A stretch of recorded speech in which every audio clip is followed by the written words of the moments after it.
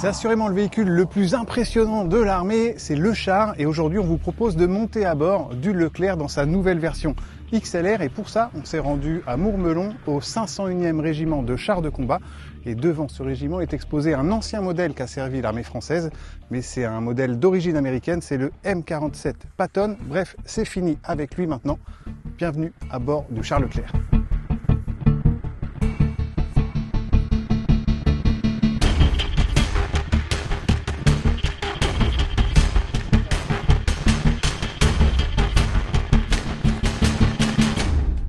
L'armée nous a invités à découvrir le nouveau standard XLR de son char Leclerc. Donc ça se passait pendant des exercices d'entraînement qui étaient évalués pour les militaires sur place. Donc ils n'avaient pas énormément de temps à nous consacrer, mais malgré tout, les soldats ont pu, après avoir fait un créneau, nous présenter leur engin. Et on commence avec un petit tour de l'engin avec le lieutenant Julien, le chef de char. Donc char Leclerc, l'armement principal a un canon de 120 mm. Sur le côté droit, vous pouvez voir l'emplacement pour mettre une mitrailleuse de 12-7 supplémentaire en coaxial, donc qui est asservie au canon. On peut juste changer de voie pour passer en 12-7 ou au 120. Sur le côté gauche, juste au-dessus de cette grosse partie de blindage, vous avez le viseur tireur, qui est équipé d'une voie jour, d'une caméra thermique et d'un télémètre. Vous avez exactement la même chose au niveau du VCH, donc le viseur chef qui est en haut à droite. Le VCH est indépendant de la tourelle. Si j'ai besoin de voir ce que voit le tireur, j'ai juste à appuyer sur un bouton. Et si j'ai besoin de rallier le tireur sur quelque chose que je veux qu'il observe ou qu'il tire, j'appuie aussi sur un bouton. À cet emplacement, vous avez ici les fûts largables. On pouvait rajouter 2 fûts de 200 litres supplémentaires, donc ils étaient puisés en priorité dans les fûts. D'accord, pour pouvoir les larguer. Pour alimenter, et après le pilote, à son niveau, il a un bouton où il a juste appuyé dessus. Les fûts, c'est vraiment pour rejoindre une zone de combat, et dès qu'on est dans cette zone de combat, on lâche les fûts largables. Parce que ça limite pas les mouvements de la tourelle. Ça limite les mouvements de la tourelle. En fait, quand vous avez les fûts largables, la tourelle tourne à 360, sauf qu'en fait, les fûts ne sont pas pris en compte dans le gabarit de la tourelle. C'est-à-dire que si le tireur rallie, à un moment, il va se taper les fûts largables. Même si le gazole, c'est pas forcément très inflammable, 400 litres de carburant derrière le char, c'est pas très évident. Ce qui amène en tout 1640 litres de gasoil pour le char Leclerc. Consommation, on a à peu près 140 litres à l'heure de gasoil, ce qui nous fait à peu près une autonomie de 10 à 12 heures de combat. Donc on compte non pas en kilomètres parcourus potentiellement, mais en heures d'utilisation. On est plutôt en heures d'utilisation. 10 à 12 heures de combat. On précise bien de combat, parce que évidemment, si le char il reste statique, ça augmente la capacité. Vous avez ici derrière une sonde aérologique.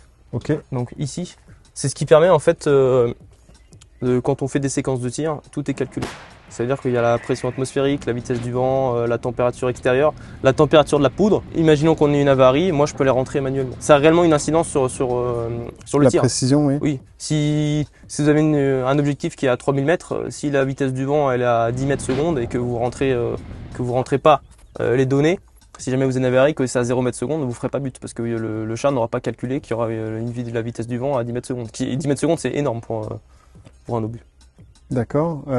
Et la portée du canon de 120, c'est 120, c'est 4000 mètres. 4000 mètres avec des obus flèches.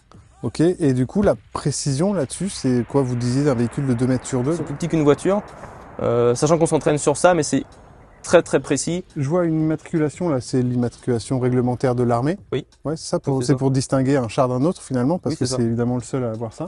6 qui correspond à armée de terre, 0,5 qui correspond à l'année et 4 qui correspond à véhicule de combat type char. Et après, vous avez le numéro du char. Donc 0,75, du coup, c'est le numéro du char. D'accord. Ici, c'est l'échappement du moteur. Alors, le moteur, c'est pas un moteur simple. On appelle ça groupe motopropulseur parce que c'est pas uniquement un moteur. Il y a un moteur, il y a une boîte de vitesse et on a une turbomachine. En gros, c'est un gros turbo. Tout ça, c'est ça qui alimente le char. On peut faire soit tourner le char sur turbomachine. Donc, on peut pas rouler avec la turbomachine. On peut juste, par exemple, alimenter toutes les fonctions tourelle. C'est pour diminuer l'utilisation de carburant. D'accord. Et dès qu'il faut rouler, on lance le moteur. On parle souvent d'un moteur hyper bas. Oui. C'est le fait qu'il soit suralimenté par une turbomachine. D'accord. Parce que vous avez plusieurs types de chars Leclerc. Vous avez le char Leclerc qu'on dit EMAT, qui est le français, et vous avez le char Leclerc émirien, le tropicalisé, qui sont tous les deux des chars Leclerc, mais qui n'ont pas le même moteur. C'est ça. Du coup, vous avez là sur le français, vous avez un moteur Wärtsilä. C'est finlandais. C'est un finlandais, donc c'est un V8 de 1500 chevaux. Alimenté par une turbine, alors que sur le char émirien, c'est un moteur allemand, c'est un MTU de 1500 chevaux sans turbine. Petite précision, en fait, c'est pas tout à fait un moteur finlandais, c'est même un moteur conçu en France par SACM, c'est la Société Alsacienne de Construction Mécanique, une entreprise qui a été rachetée par Wärtsilä au début des années 90. Ce moteur, c'est donc un V8 de 16,5 litres de cylindrée qui développe 1500 chevaux, un moteur diesel évidemment, et qui constitue l'un des points de débat en ce qui concerne l'avenir du Leclerc. Certains parlent même d'une remotorisation. En fait, le problème de ce moteur, c'est pas sa fiabilité, c'est ses exigences. Il a besoin d'une révision toutes les 25 heures d'utilisation. Vous avez 2 compartiments, donc là vous avez un coffre étanche pour ranger du matériel de l'équipage. Ici vous avez le panier de tourelle qui est là où vous pouvez voir les 3 sacs de l'équipage quand on part en manœuvre. Et derrière ce panier de tourelle, tu peux ouvrir à Babin. Oui. C'est par ici où on rentre les obus. En fait on ouvre le panier, il y a une petite trappe, on ouvre cette trappe et on rentre les obus un par un. Il y a juste une entrée. Et en fait, on fait tourner, c'est un espèce de barillet. Et à chaque fois, on fait tourner le barillet pour rentrer un obus. Il y a un code barre sur chaque obus. Et le char détecte à chaque fois qu'on rentre un obus, quel type d'obus c'est. Ok. Sur les côtés, vous avez des lance-pots. Ceux qui sont orientés vers l'avant, c'est des fumigènes. Et ceux qui sont orientés vers l'arrière, c'est des grenades. D'accord. En gros, c'est tout ce qui est lutte antipersonnelle. D'accord. Tout ça, c'est du blindage. Tout ça, c'est du blindage. Il y a une évolution du blindage sur le XLR? Il y a une évolution, là, vous pouvez voir justement ce qui permet d'accrocher les différents kits supplémentaires. En fait, sur le côté, vous avez des surblindages supplémentaires qui vont jusqu'aux 3/4 arrière. Et après les 3/4 arrière, jusqu'à l'arrière du char, vous avez des grilles de protection anti-missile et anti-RPG. Il y a des crochets supplémentaires, on peut rajouter un kit ventral pour ajouter du blindage en dessous le char, pour lutter tout ce qui est contre IED et mines. Vous avez à côté de la sonde aéro, on peut rajouter ce qu'ils appellent le brouilleur barrage. Les IED, c'est des engins explosifs improvisés. Et souvent, ils sont commandés à distance. Donc c'est par exemple un téléphone qui va déclencher la charge qui est à distance. Il y a une bulle en fait autour du char. D'accord.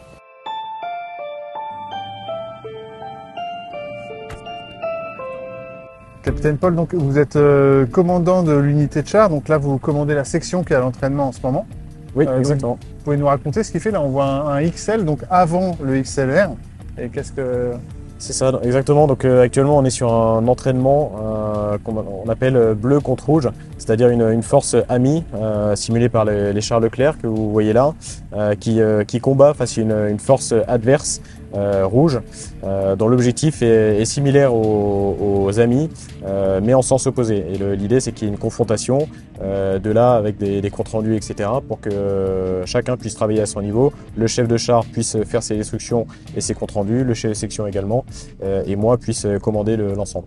D'accord. Et donc là, ils se recherchent visuellement avec leurs moyens d'observation dans les chars. Et pour ça, ou peut-être pour d'autres choses, finalement, qu'est-ce que ça change pour les équipes, pour les membres des équipages, d'avoir une version XLR, donc le char rénové, plutôt que le XL? Pour nous, c'est une plus-value énorme puisque ça nous permet en fait de nous entraîner sur l'évolution de notre matériel et derrière en fait de pouvoir être apte, notamment au tir. On va peut-être pouvoir tirer avec à la fin de l'année.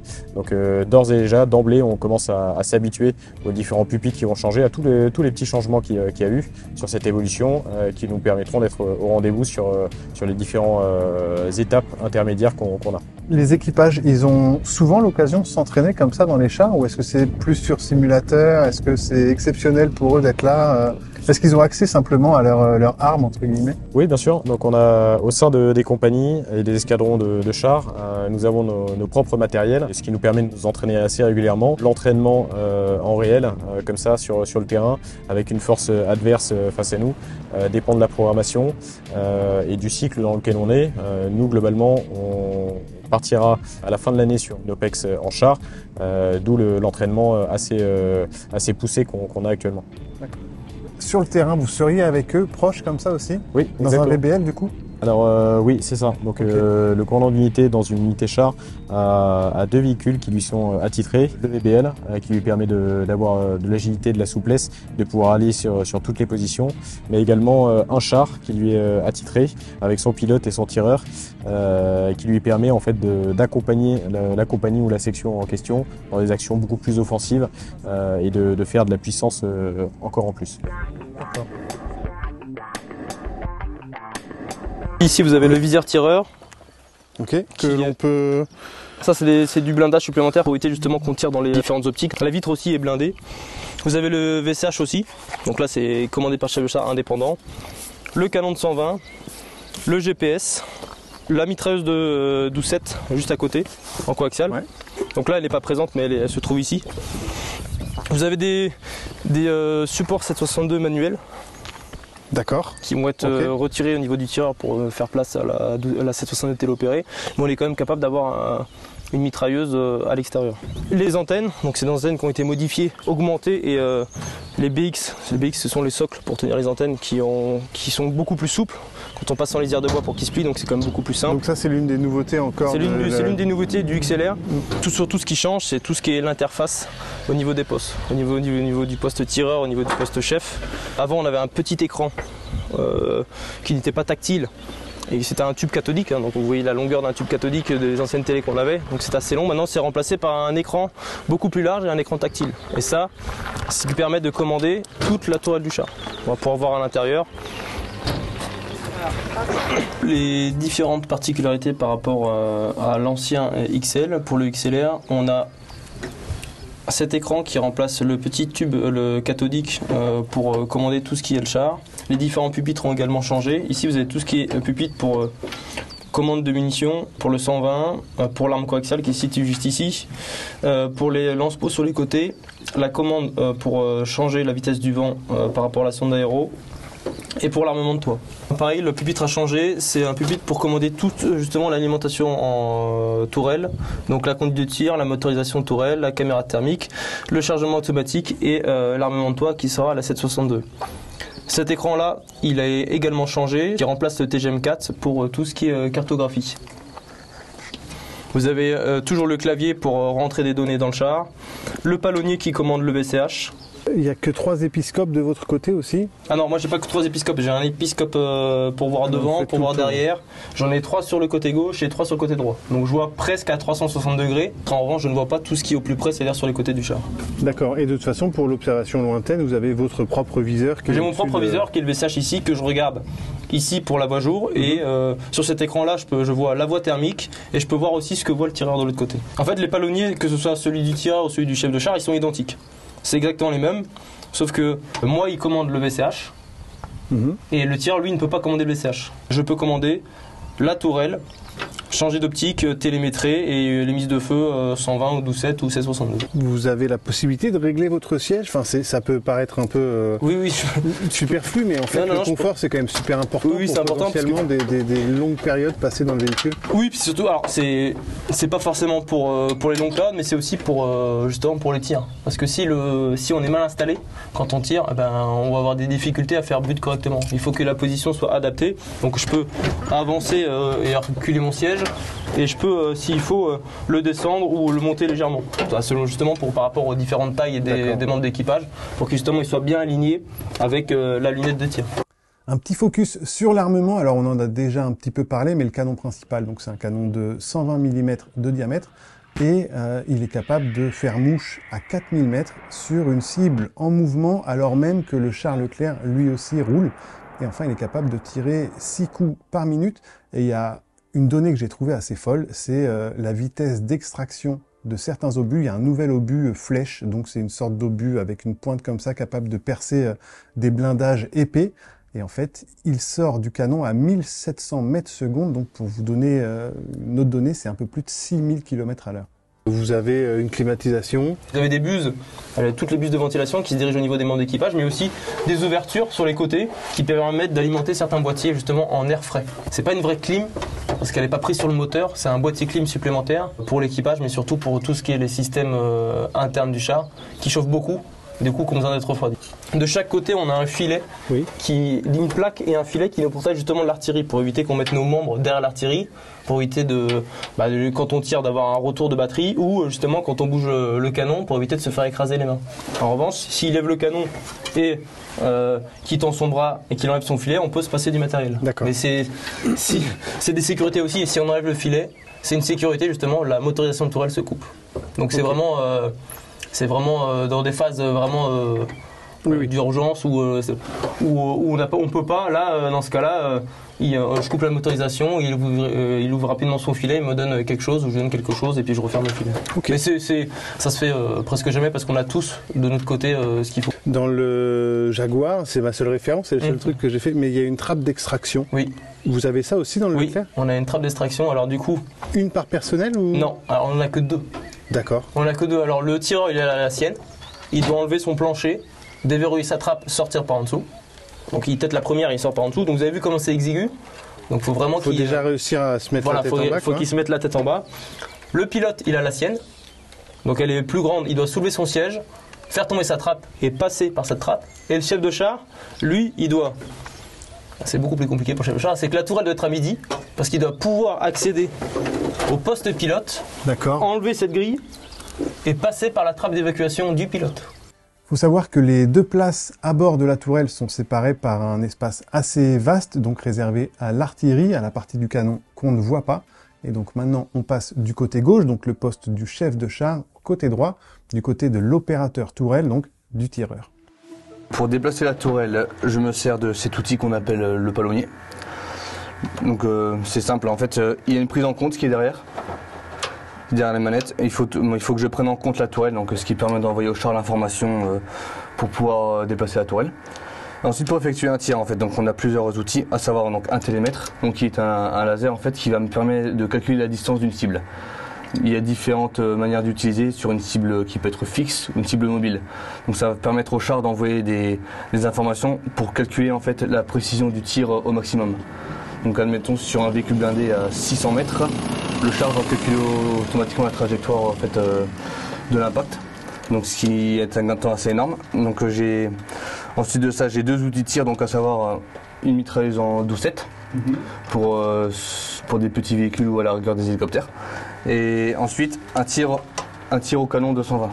Donc différents types de munitions, donc à savoir de l'obus à charge creuse ou de l'obus flèche. Si des fantassins ennemis sont à proximité du char, je peux lancer en fait des grenades à fragmentation tout autour du char pour me défendre. Et si je suis repéré, et si le char est repéré par un autre char, je suis capable de lancer des fumigènes en fait, donc qui vont me permettre d'effacer en fait ma visibilité pour pouvoir me déplacer dans les plus brefs délais.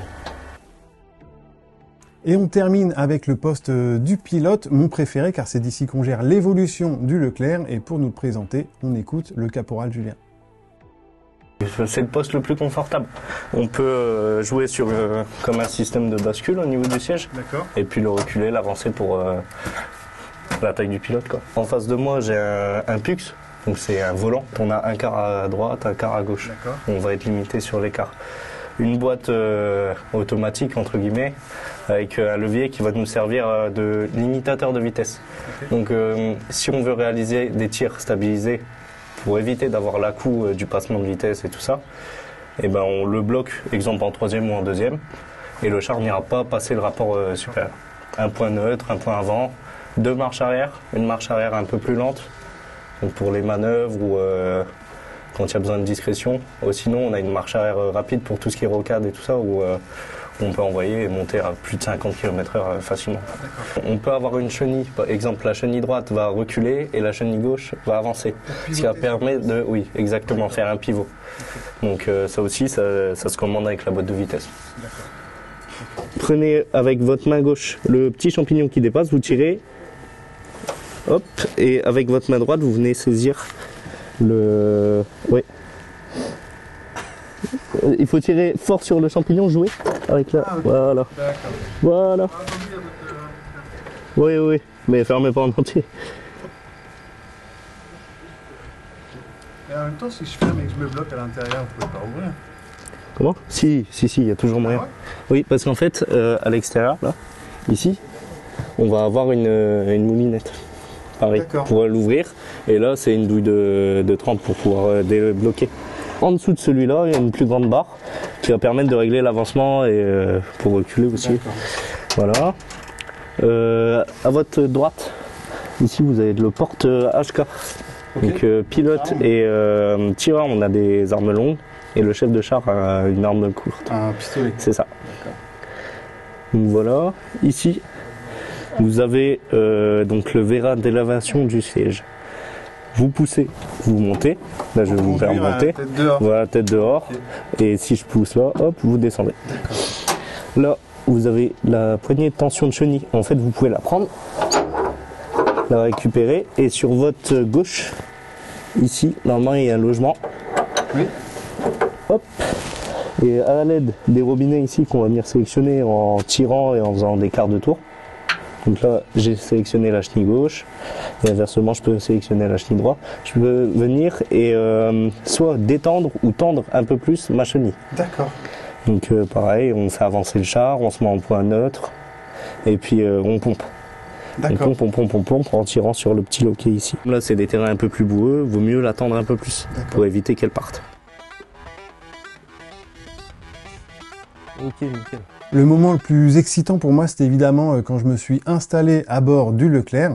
Mais comme je vous l'ai dit, en fait, on était là dans le cadre de manœuvres, d'exercices évalués pour les militaires. Donc, j'ai pas pu faire tout ce que je voulais à bord. J'ai même été assez passif et j'ai pas pu m'amuser à jouer, par exemple, avec le canon ou la tourelle. À partir de maintenant, le maître à bord, c'est Julien. Ouais. C'est exactement ce qu'il vous dit. Ouais. Et voilà. Ça roule. Malgré tout, c'est une expérience vraiment intéressante parce qu'on se rend compte qu'une fois qu'on a le casque, qui intègre aussi un casque audio pour communiquer en permanence avec l'équipage, on n'est pas dans un environnement si bruyant, il n'y a pas trop de vibrations finalement, c'est même assez confortable malgré un habitacle étroit et sombre et qui d'ailleurs paraît aussi assez daté par rapport à l'EBRC Jaguar qu'on avait vu en début d'année.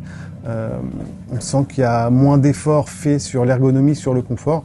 Malgré tout, il a pas mal évolué dans cette version XLR et on retrouve certains pupitres et écrans qu'on voit aussi dans le Jaguar. Et sur l'un d'entre eux, il y a un truc intéressant, c'est une rosace en haut à droite de l'écran.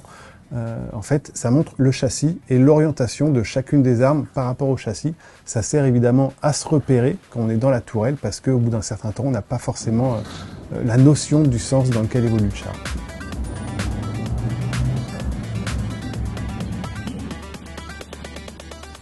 Et on a terminé notre reportage sur le Leclerc en allant faire le plein. Alors, il faut savoir qu'il existe des pistolets spéciaux qui fonctionnent sous pression pour faire le plein plus rapidement, pour gagner du temps. Mais là, c'était une station entre guillemets classique, propre à l'armée, et c'est le caporal Julien qui a fait le plein. Et il a mis 848 litres de carburant, ça prend un peu de temps. Allez, Finex.